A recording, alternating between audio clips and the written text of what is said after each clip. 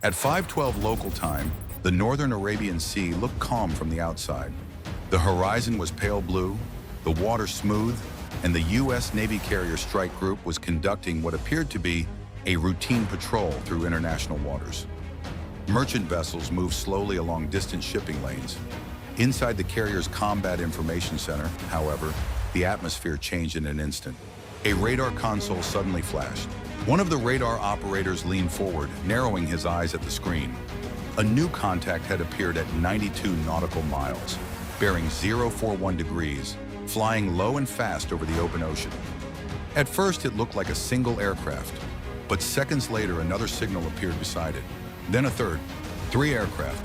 The watch supervisor quickly marked the contacts on the large tactical display mounted across the CIC wall. Green radar sweeps moved rhythmically across the screens, while the 3 blips slid steadily toward the strike group. Speed indicators began climbing. 400 knots, 450, 500. Someone immediately checked the transponder codes. Nothing. No civilian identification, no military recognition signal, no filed flight plan, no radio transmission. Just silence. The tactical action officer, the officer responsible for coordinating the ship's defensive systems, spoke calmly across the room. Track them. Instantly, the strike group's surveillance network expanded its radar coverage. Long-range sensors from escorting destroyers and cruisers began feeding data into the fleet's shared combat network. Every ship in the formation could now see the same 3 approaching contacts. Then something else caught the analyst's attention. The aircraft descended again. Altitude just under 3,000 feet, low enough to blend into the radar clutter created by waves and sea reflections. Inside the CIC, the tension was quiet but unmistakable. Every operator in the room had trained for exactly this kind of pattern. 3 aircraft, tight formation, no identification signals, closing rapidly on a United States carrier strike group. That combination was never accidental. The operations officer nodded toward the intelligence console. Run identification. Electronic sensors immediately began comparing the aircraft signatures against a database of known radar returns, engine heat patterns, and airframe profiles. The system processed thousands of variables in seconds. Then the first result appeared. MiG-29 Fulcrum. A moment later, another analyst zoomed in on the second contact's thermal signature. The fuselage length and wing geometry were different. Swing wing configuration. The identification result appeared on the screen. F-14 Tomcat. There was a brief pause in the room. Only one nation in the world still flew operational Tomcats, Iran. But the third aircraft was different again. Large radar cross-section, twin engines, strike platform. The computer finalized the match. Su-24 strike bomber. 3 aircraft, 3 completely different mission roles. And they were flying together in formation.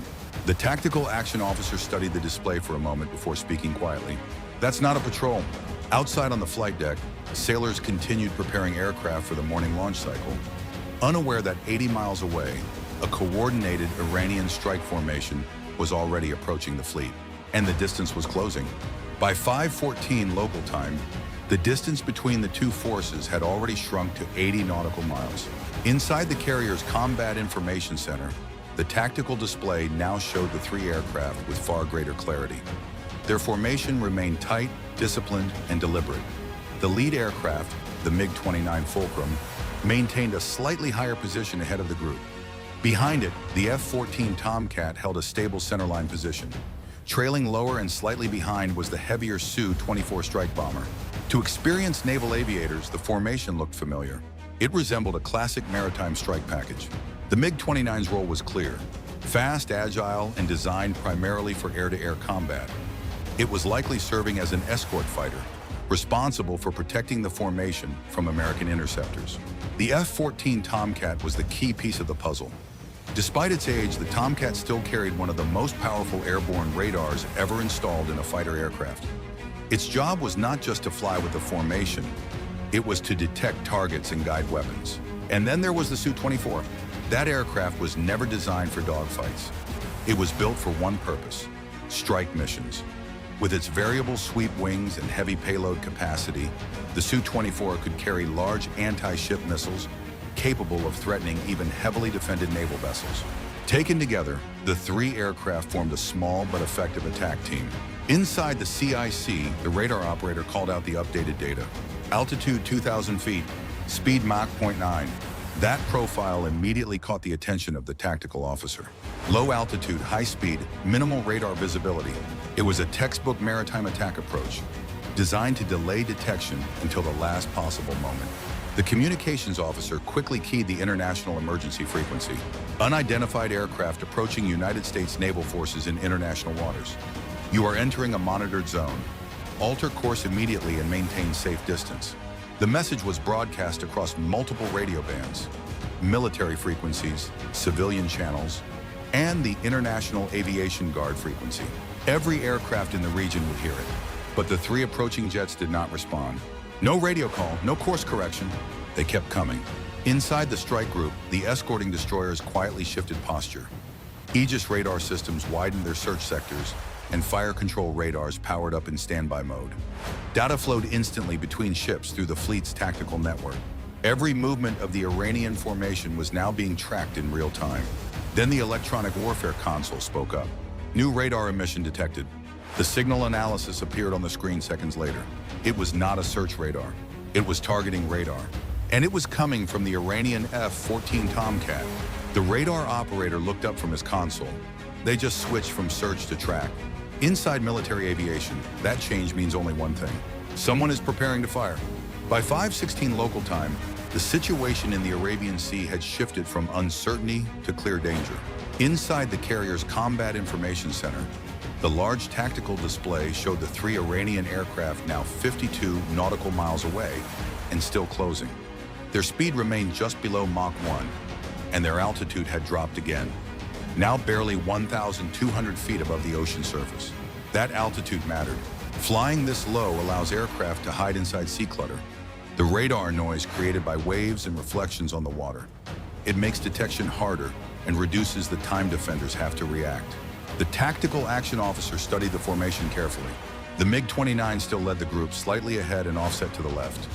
Behind it, the F-14 Tomcat maintained a higher position, its radar beam sweeping forward in a narrow cone.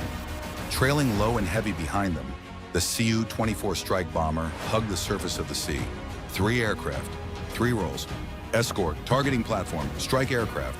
Together they were forming what naval analysts call an attack corridor. The communications officer transmitted the warning again. Unidentified aircraft, alter course immediately. Maintain safe separation from United States naval forces. Once again, the message echoed across every emergency frequency. Once again, there was no reply. Then the electronic warfare console flashed again. The operator leaned closer to the screen. Radar spike detected. All eyes in the CIC turned toward the display. The F-14's radar signal had changed again. Sharper, stronger, and focused on a single point. The carrier. The radar operator confirmed it seconds later.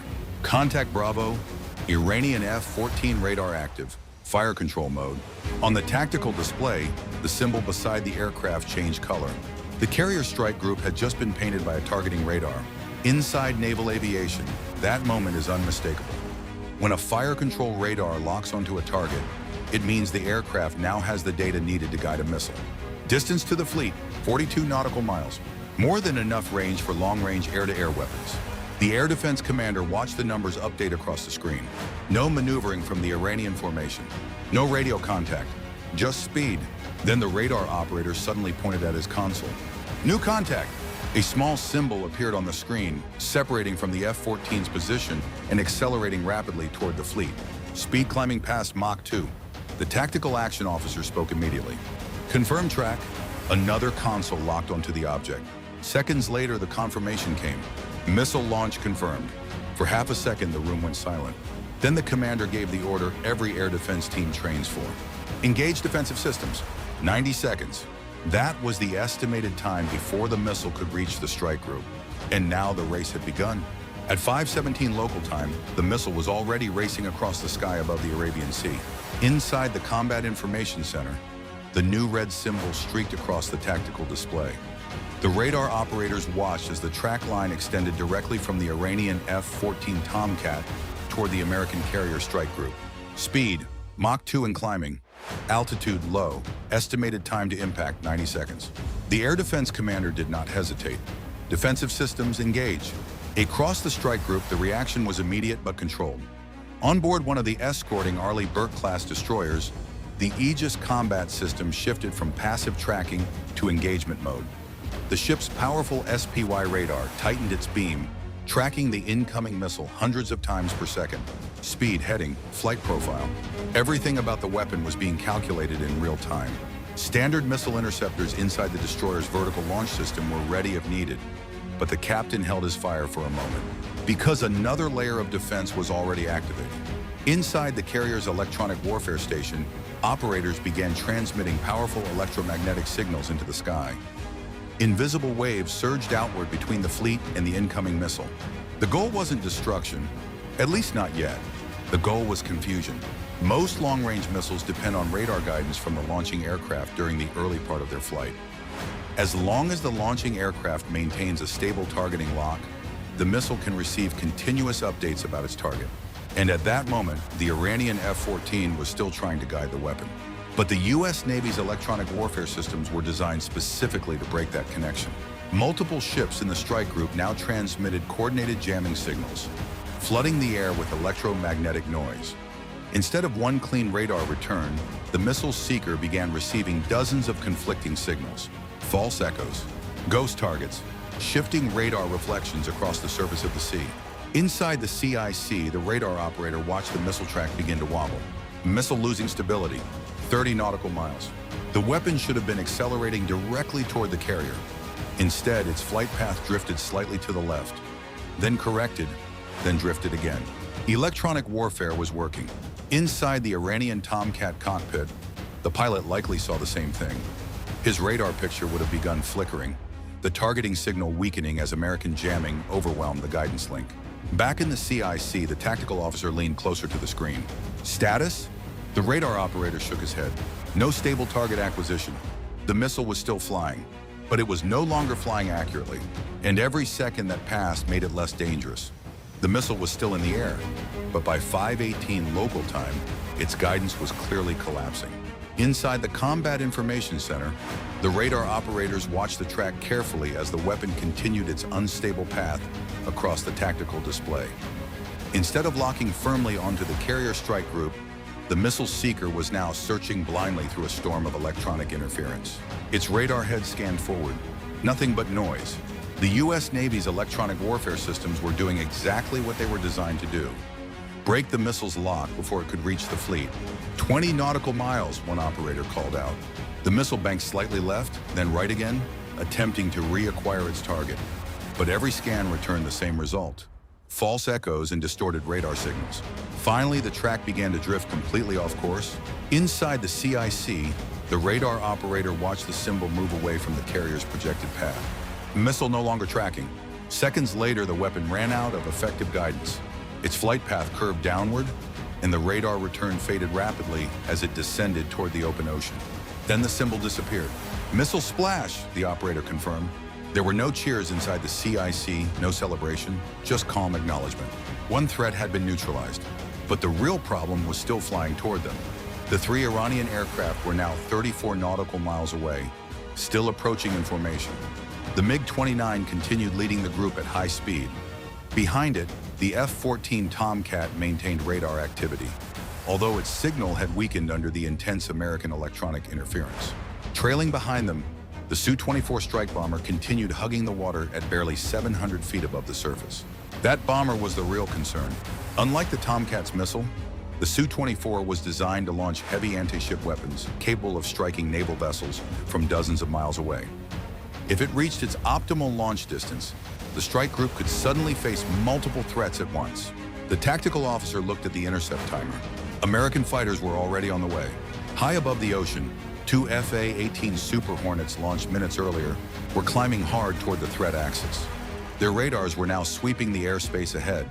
Then a new voice appeared on the fleet's air defense channel. Viper 1, radar contact. 30,000 feet above the Arabian Sea, the first Super Hornet pilot leveled his aircraft and looked at his radar display. 3 contacts appeared instantly. The pilot spoke calmly into the radio. Confirmed, 3 bandits. And now, for the first time in the encounter, the balance of power in the sky began to shift. By 5:19 local time, the geometry of the encounter had changed dramatically. 30,000 feet above the Arabian Sea, The two FA-18 Super Hornets from the carrier had reached the interception zone.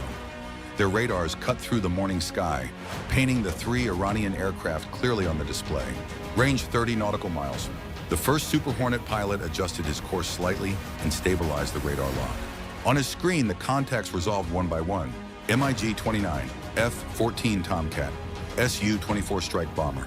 Three different aircraft flying in tight formation below him. The American pilot spoke calmly over the radio. 3 bandits confirmed. The second Super Hornet arrived seconds later, sliding into position above and slightly behind the Iranian formation. From this altitude advantage, the American fighters could see everything. Below them, the MiG-29 continued leading the approach toward the carrier strike group. But inside the cockpit of the Iranian fighter, a sharp warning tone suddenly filled the pilot's headset. The radar warning receiver had detected something, a powerful radar beam. Not from the carrier, from above. The MiG-29 pilot glanced at his display. 2 separate radar locks. High altitude, high speed, American fighters. Inside the Super Hornet cockpit, the pilot tightened his turn and descended slightly, sliding into position just off the MiG-29's flank. His targeting computer calculated a perfect firing solution for an AIM-120 AMRAAM missile. He could fire at any moment, but he didn't. The mission wasn't destruction, it was deterrence. Behind the MiG-29, the F-14 Tomcat crew saw the same warning indicators. Their radar operator attempted to regain a stable lock on the carrier strike group, but the signal dissolved almost immediately inside the wall of electronic interference, still blanketing the airspace. Target lock impossible.